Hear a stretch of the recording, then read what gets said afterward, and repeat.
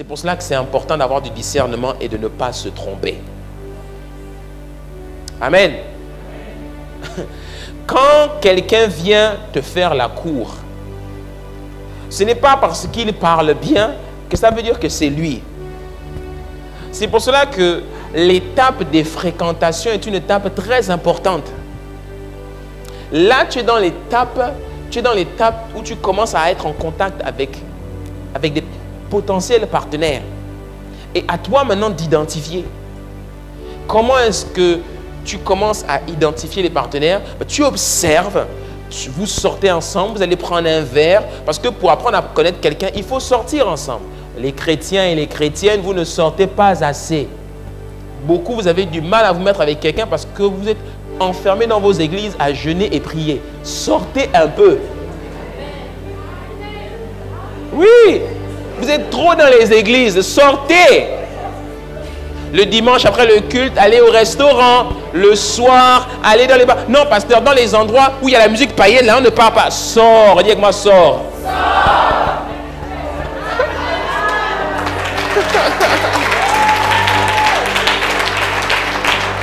Faut sortir. Vous sortez pas assez. C'est pour cela que vous êtes... Il y en a qui ont des visages constipés tellement ils sont dans les églises. Jeûner, prier, jeûner, prier, jeûner, prier. La parole de Dieu, la parole de Dieu, la parole de Dieu. Église, église, église, église, église, église, église, église. Tu vas trouver l'homme où? Sors un peu.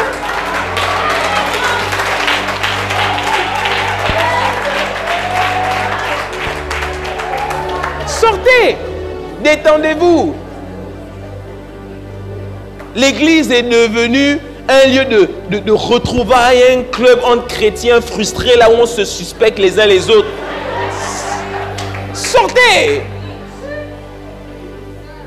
Qui te dit pas que ton promis, celui que Dieu t'a que Dieu t'a destiné, est quelque part dans Libreville en train de se balader, et puis vous allez vous croiser, aller au bord de mer, va prendre des glaces, va manger. Sortez entre sœurs après le culte ou le soir en semaine, retrouvez-vous et puis allez au restaurant. Et puis quand un gars te fait du regard dans le restaurant, ne commence pas à dire, ça c'est quel païen qui me regarde là. Mais qui ne te dit pas qu'il est en Christ aussi? Il est peut-être aussi en Christ. Parce que beaucoup dans l'église, vous avez tendance à oublier que quand un garçon s'intéresse à nous, ça va commencer par des regards, des choses comme ça. Ça va commencer par des regards. Ça commence par des regards et puis naturellement, le garçon, il veut s'approcher. Vous pensez que ça va absolument se faire dans l'église pendant le culte, ou bien à un groupe de maison, ou bien pendant une réunion de prière? Qui t'a dit ça? Qui t'a dit que ton garçon va commencer à te donner les premiers regards dans la réunion de prière? La réunion de prière s'appelle réunion de prière. On est censé prier, pas se regarder les uns les autres. Quand les gens viennent à l'église le dimanche, on est censé venir suivre notre culte en Jésus-Christ, pas venir se guetter les uns les autres. Mais vous êtes enfermés dans vos églises, dans vos célébrations chrétiennes là, et vous pensez que c'est là que vous allez commencer à vous regarder les uns les autres. On commence à se regarder les uns les autres à la rigueur à la fin du culte. Là, le culte est fini et puis tu commences maintenant à regarder les petites et les petits et les garçons. Mais avant ça, on est censé être en Christ. Alléluia. Amen. Mais si le culte, il y a plein de monde, c'est speed, tout le monde s'en va. Comme à la maison du bâtisseur, là, dès que le culte est fini, tu vois la moitié est partie. Mais si les gens partent comme ça, tu vas trouver l'homme où?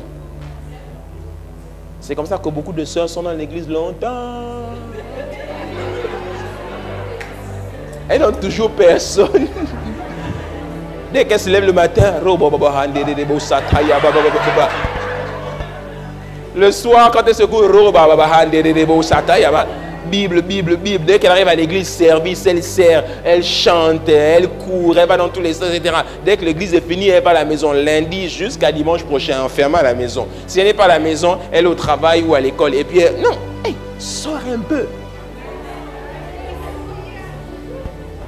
Sortez un peu. C'est comme ça que nous, les pasteurs, maintenant, pourtant, ce n'est pas écrit dans la Bible, hein, mais on se retrouve, nous, les hommes de Dieu, maintenant, à inventer des choses pour que les chrétiens apprennent à se rencontrer.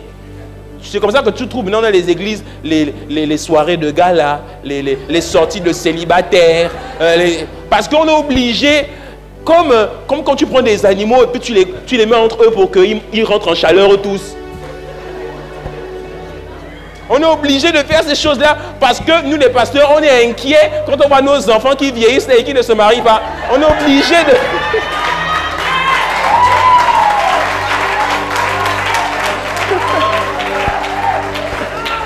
On est obligé.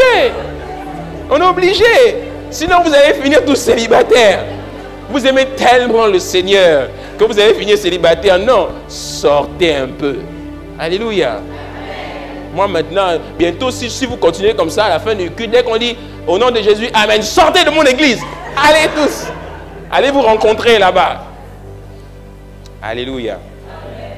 Et il faut arrêter de croire que parce que un frère et une sœur s'intéressent l'un à l'autre, que c'est mauvais. Dans beaucoup d'églises, ça devient compliqué. C'est très normal qu'un garçon et une fille s'intéressent l'un à l'autre. C'est très normal. Tout ce qu'il faut seulement, c'est qu'ils respectent le process interne de l'église. C'est tout, mais c'est très normal.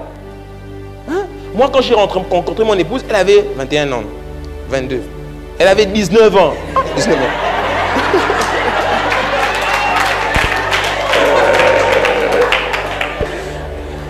ans. Tu as vu? Elle était très jeune. Hein? Donc on peut rencontrer, même les filles de 19 ans, là, des garçons comme nous, on peut s'intéresser à elles. Hein? J'étais trop fort là. Vous voulez que je vous raconte comment j'ai rencontré mon épouse?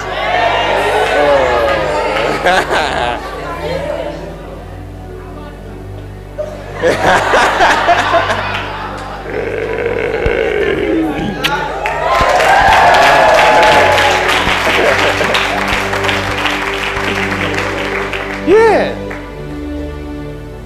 Mon épouse et moi, quand on s'est rencontrés, ça a été un nouveau départ pour moi. C'était quelque chose de différent. Il y a eu beaucoup de jaloux autour de nous, mais ce n'était pas grave. Hein? Et ça fait longtemps qu'on est ensemble. Aujourd'hui, je me tiens devant toi et j'ose, parce qu'il y en a qui me regardent et se disent avec un visage aussi jeune, ils traitent sur le sujet du mariage. Mais elle et moi là, 13 ans de mariage. 13 ans. Yeah, 13 ans de mariage.